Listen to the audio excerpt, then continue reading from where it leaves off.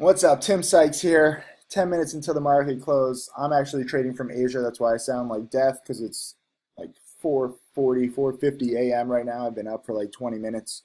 Just still kind of out of it. There's been a lot of plays today. PULM, big spiker. I'm scared to buy it into the close. NAKD is finishing high, and they released some new close today. But I'm scared. I'm scared to buy these plays overnight. This one had a big spike before, and it didn't really last. So DFFN is actually my favorite right now, and you're going to see me trade live here. Let's see. Let me try to get 5,000 shares. And I'll explain more in a second, but the market is closing soon, so I did not get executed. That is just me. Let me go up to 450.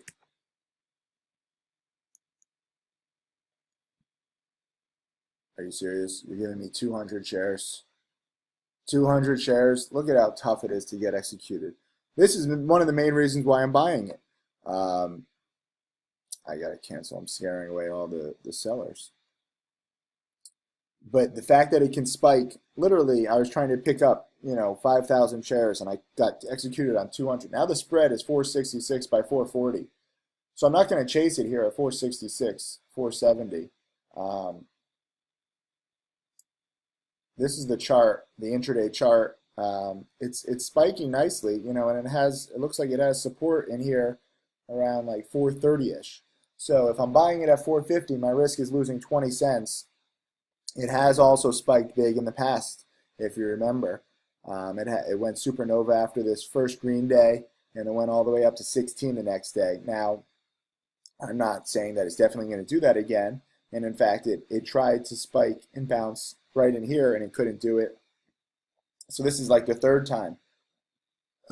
Excuse me.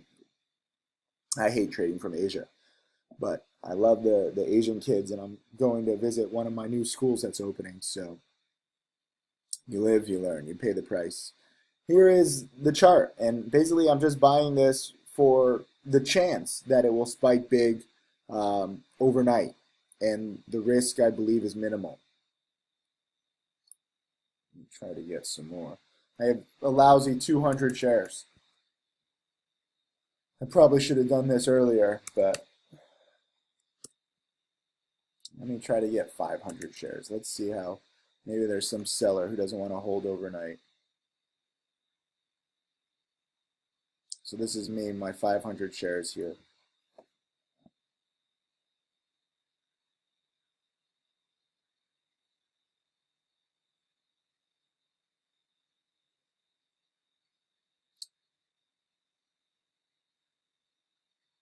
Nope, I got some. I got 297. Woo!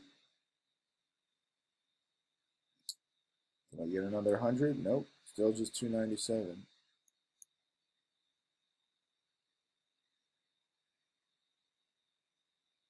God, this is so pathetic. But this is a good sign that, when you're getting partial positions, it means that there are other buyers. Other people are thinking what I'm thinking. Oh my God, look at it. It just keeps going.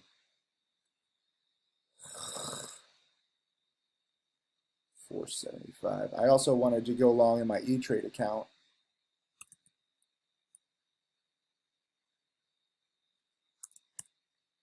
Just a small risk, $2,400.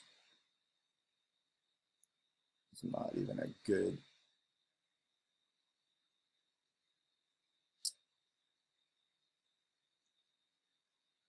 I don't even know where I got it. Let's see. View order. I got it at 4.68. That's a pretty decent entry there on E-Trade. But look at the spread, 75 by 55. We got like 4 minutes left. So I'm basically it's trying to break this morning high around 480, and so far it's not doing it, which is fine by me. I don't want it to break out today. I didn't even want it to go up to 475. I would have been much more comfortable in the 450s. But the fact that this can spike so much in the past should scare short sellers, and that's what I'm counting on. So I have my shares at E-Trade. Let's see. Do I really want to pay more?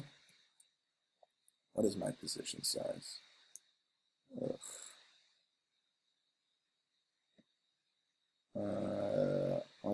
execute it. Oh, come on, load. I have 297. So I have 500 shares in the 50s. But it's holding. I really wanted to add more in the 50s. You know, the closer to the day high, the riskier it gets. Because what if 480 really is the top? But at the same time, 500 shares. I mean, I have an $800,000 account, and I have the same account position size as, you know, what I have in my E-Trade account. That's kind of pathetic. Screw it. Let me just I'll try to get 4,000 shares. And I'm not even going to get executed on that. So I'm chasing this thing higher and higher. This is me at 480. I mean, someone should take this stuff. We've got 2 minutes left.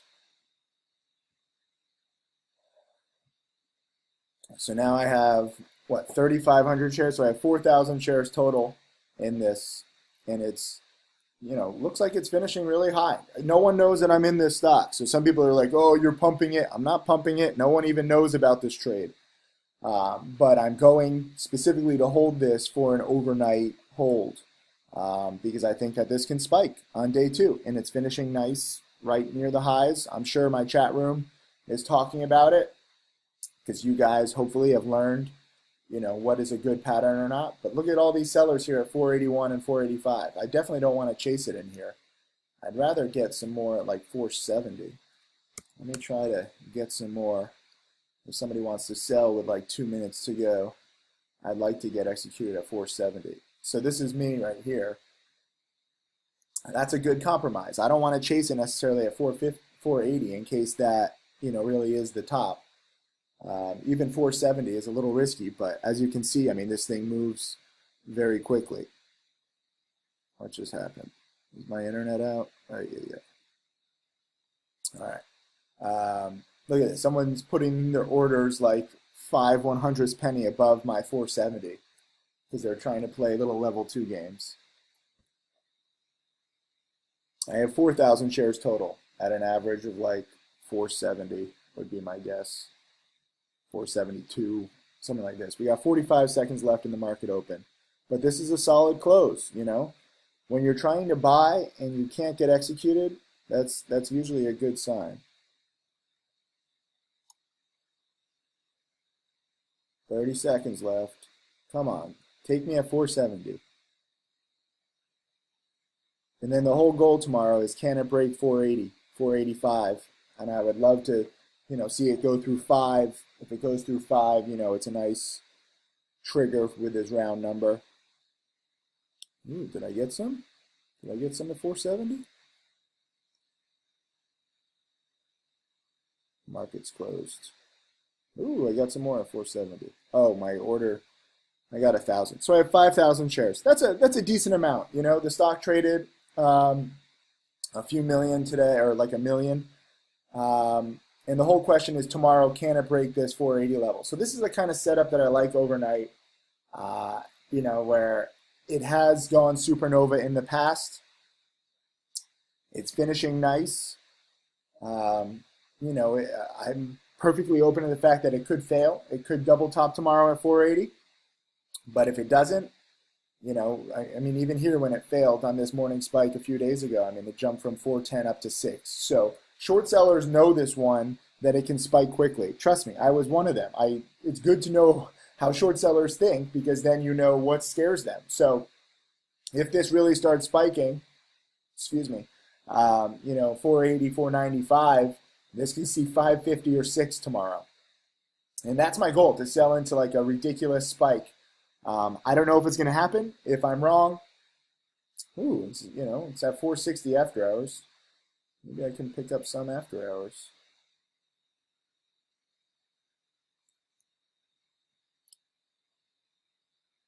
Let's put in an after hours order.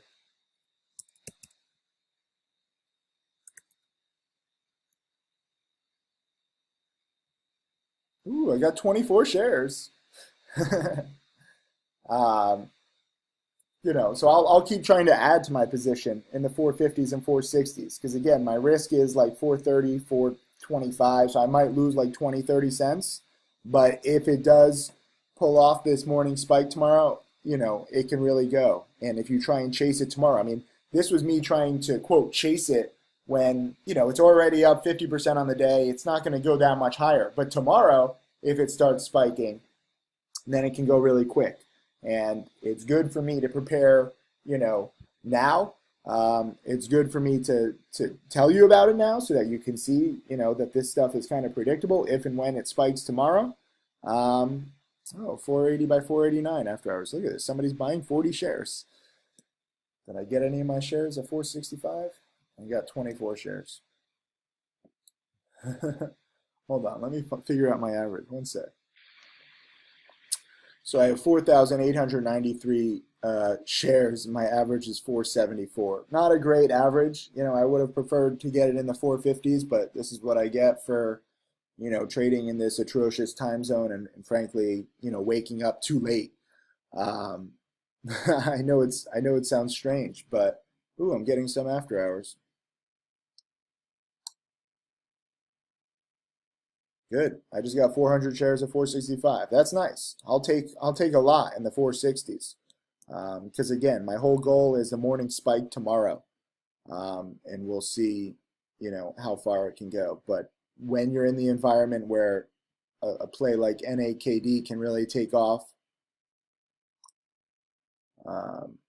this kind of morning spike from 125 to 225, and PULM, which frankly I didn't think would do that much today. But the morning spike right when the market opened, 370 all the way up to 6 in the first 20 minutes. So if DFFN can get, I got some more shares? No. If DFFN can get going, if today is the beginning, we'll see how high it can go. Let me just repeat so that you don't think that I think this is a sure thing. I don't think anything is ever a sure thing, especially with a speculative play like this.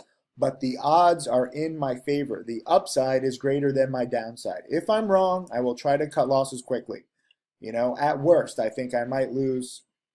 So my average is 475. I might have to get out at like 450 and lose like 25 cents on 5,000 shares roughly. So roughly $1,200, right? But the upside, if I'm right, and let's say it pulls off one of these morning spikes, I don't know if it'll necessarily get to 6, but I can easily see it getting to 5 and maybe 550 even. There should be some resistance actually here at like 530. But you saw how quickly this thing moved, and that was already after it was up a ton today. So there really wasn't that much expectation. But I like the fact that it rebounded towards its highs near the market close. That's a good sign. I like how this stock has spiked big in the past. And if it gets some volume bars, volume is going to be the determinant tomorrow. Sorry, I'm losing my voice because it's...